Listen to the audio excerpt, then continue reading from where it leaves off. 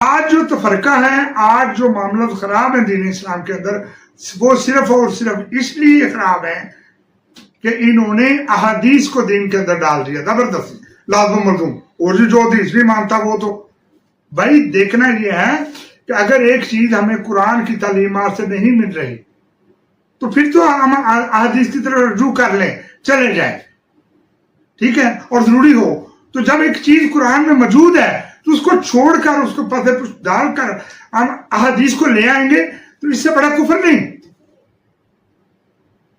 اس سے ہم اللہ تعالیٰ کو، اللہ سبحانہ و تعالیٰ کو ناراض کریں گے. ہم علیحدہ سے ایک چیز کو کوشش کریں گے جس پر اللہ تعالیٰ ناراض ہوں گے، اور جس کو عمر نے اللہ تعالیٰ کو ناراض کیا وہ کبھی کامیاب نہیں گئی، وہ رسوا ہوئی ہیں.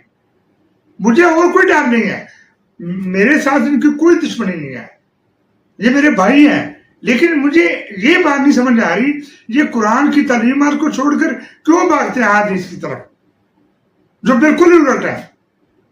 ابھی یہ دیکھیں میں نے آگے آج پڑھی کہ کل لا یعلم من فی السماوات والارض الغیب الا اللہ، کہ اللہ تعالیٰ کے سوا زمین و آسمان میں جتنی مخلوقیں ہیں ان میں سے کوئی بھی غیب کی بات کو نہیں جانتا. ان میں پیغمبر بھی ہیں، ان میں نبی بھی آئے، اور ان میں فرشتے بھی ہیں، ان میں جنات بھی ہیں، ساری مخلوقیں ہیں، تمام انسان ہیں. جب اللہ منع فرما رہا ہے کہ غیب کا علم کسی کو نہیں ہے تو پھر کہاں سے حدیثیں بنائیں جو انہوں نے کہا ایک چیز قرآن میں انہوں نے خود لکھوائی، نبی اکرم صلی اللہ علیہ وسلم نے اس قرآن میں خود لکھوائی. قرآن کیسے اترا؟ جھنجھوڑ کا. جب فرشتے نے پہلی دفعہ کہا کہ پڑھو اقرا تو آپ نے کہا میں پڑھنا لکھنا نہیں جانتا، تو انہوں نے آپ کو وہ یہ فہم تھا نا جو اللہ کی طرف سے فرشتے کے ذریعے ان کو دیا گیا، اور پھر دماغ پر ان کے آتا تھا، پھر وہ اپنے لکھواتے تھے.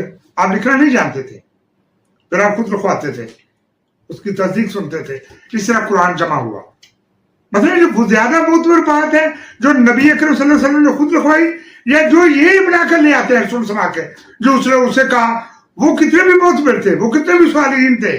کیا وہ پیغمبر خدا سے زیادہ اہمیت رکھتے ہیں؟